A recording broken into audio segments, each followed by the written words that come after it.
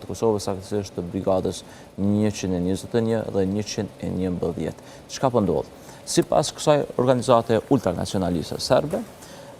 ata kanë kërkuar në shkrimin e tyre, në komunikatën e tyre, nga Prokuroria për krime lufte të Serbisë dhe Departamenti për krime lufte në Beograd, që të verifikojnë këta emra dhe t'i arrestojnë në momentin kur hasin në të. Madje, kanë kërkuar që këta emra, këto lista të pretenduarve të ish pjesëtarëve të ushtrisë qëllimtare të Kosovës nga këto dy brigada, të mirën edhe nga institucionet ndërkombëtare të policisë ndërkombëtare, në këtë rast nga Interpoli Evropian, që të arrestojnë në momentin që këta kalojnë në për zona kufitare ose në momentin kur identifikohen nga policia ndërkombëtare. Pikërisht për këtë çështje ka reaguar organizata e veteranëve të luftës së UÇK-s, meqense në kuadër të këtij publikimi në këtë faqe të Facebookut të kësaj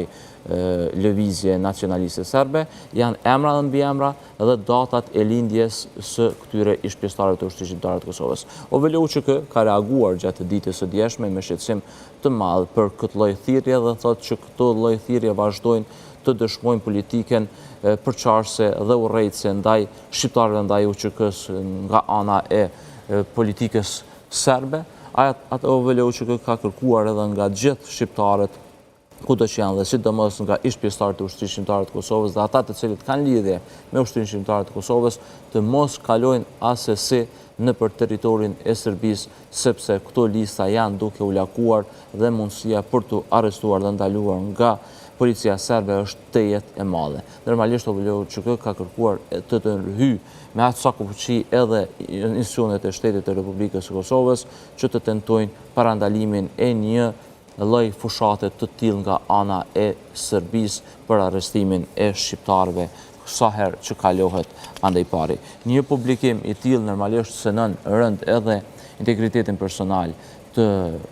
njerëzve, të qytetarëve, të ish pjesëtarëve të ushtrisë shqiptare të Kosovës dhe absolutisht edhe shton edhe frikën e tyre si lloj për ndjekje politike që Serbia po dëshiron ose po tenton ta bëj karshi gjithçkaje çka ka qenë e lidhur me ushtrinë shqiptare të Kosovës. Për këtë çështje kanë reaguar edhe organizatat e tjera që mirën me sigurinë në Kosovë, të cilët e kundërshtojnë absolutisht një veprim ose thirrje të tillë publike të organizatave të ndryshme serbe që të arrestohen të gjithë të njerëzit të cilët janë të lidhur me ushtrinë shqiptare të Kosovës. E zgjanë veç këto dy brigada? Nuk kam,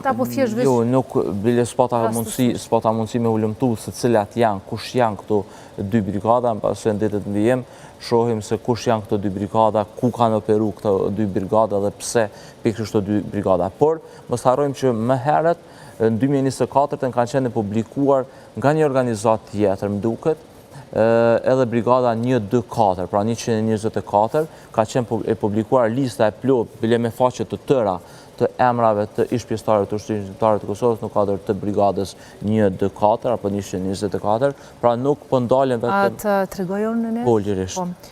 Brigada 111 është Adem Jashari, vepronte në zonën operative të Drenicës. Zona e saj e përgjithësisë përfshinte kryesisht rajonin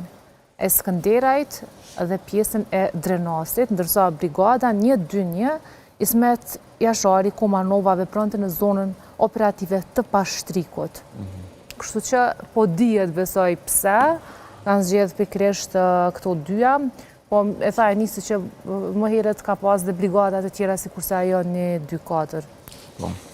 Shpresojmë të mos ndodhë, i arrestuari i fundit është me një korrek shqiptari që është arrestu për herë në këto valet e arrestimeve të shpeshta që i bëjnë, bëhet fjalë për Osman Selmani, i cili është arrestuar në pikën kufitare, në pikalimin kufitar në Motivud me një korrek.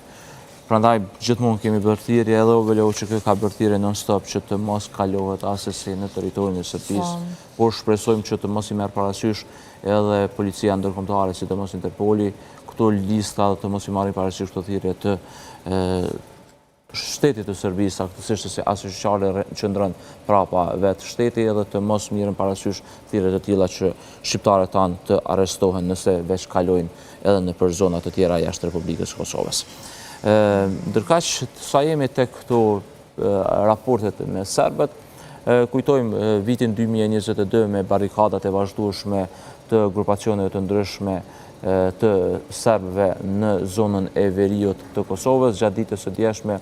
u mbajt një seancë gjyqësore për 6 të akuzuar për disa barikada të dhjetorit të vitit 2022. Bëhet fjalë ku në këtë rast akuzohen Dušan Maksimović, Miloš Radosoveljević, Nemanja Jolović, Dušan Dobraç, Srdjan Vučinić dhe Nenad Orlović, por që seanca e ditës së djeshme ka dështuar për shkak të mungesës së njërit prej të akuzuarve. Bëhet fjalë për të akuzuarin Nemanja Jolović dhe për avokatin e tij, pra nuk kanë qenë të pranishëm në seancën e djeshme. Sipas Policisë së Kosovës, në përgjigjen që i është dhënë gjykatës, ata kanë njoftuar se Jolović ka qenë sipas fqinjeve, sepse policia ka shkuar në adresën e banimit të tij, sipas fqinjeve që i kanë njoftuar për Policinë e Kosovës, i njëjti është shpërngulur në Serbi. E duket që është vështirë të mbahet një seancë e rregullt për këtë raste, e mbasi bile është propozuar gjatë ditës së djeshme që për Jolovićin të mbahet një seancë enkas, mbase në këtë situatën ose në këtë mundësinë ligjore që të mbahet seanca gjyqësore në mungesë, ashtu siç po ndodh edhe për krimet e luftës, që kryesisht janë duke mbajtur seanca gjyqësore në mungesë. Pra në këtë rast seanca është shtyr për ditë tjetër për shkak të pamundësisë të zhvillimit të seancës për shkak të mungesës së njërit nga të akuzuarit dhe avokatit mbrojtës të tij. Tani shkojmë në Shqipëri për folim për Policinë e Kosovës dhe për shoqatën për kërkim shpëtimi, që nëse atje për disa ditë të tëra rresht kanë bërë ushtrime për kërkim shpëtim në Bregdetin shqiptar, saktësisht në Bosh të Shqipërisë. Atje e mbajtur trajnime të Policisë së Kosovës me shoqatën për kërkim shpëtim në zonën e Bregdetit, që të bëjnë ushtrime, trajnime, profesionalizëm në fushën e kërkimit dhe shpëtimit në zonat ujore. Andaj është mbajtur një trajnim disa ditor, ku edhe Policia e Kosovës gjatë ditës së djeshme ka njoftuar për këtë aktivitet të tyre, dhe po ashtu edhe vetë shoqata për kërkim shpëtim kanë njoftuar për këtë aktivitet, kanë duke thënë që sipas policisë rreth 30 operator policor kanë marrë pjesë në këtë ushtrim disa ditor, dhe janë ushtrime të rregullta që ata i bëjnë për t'i aftësuar personelin e tyre në kërkim shpëtim për situata të caktuara jo vetëm në Kosovë, por edhe për t'i shërbyer edhe vendeve mike shoqare, edhe sidomos edhe në raportet me Shqipërinë, kudo që ka nevojë për ndërhyrje ose ndihmë nga ana e Shqipërisë. Sipas policisë, aktiviteti ka shkuar me sukses të plotë.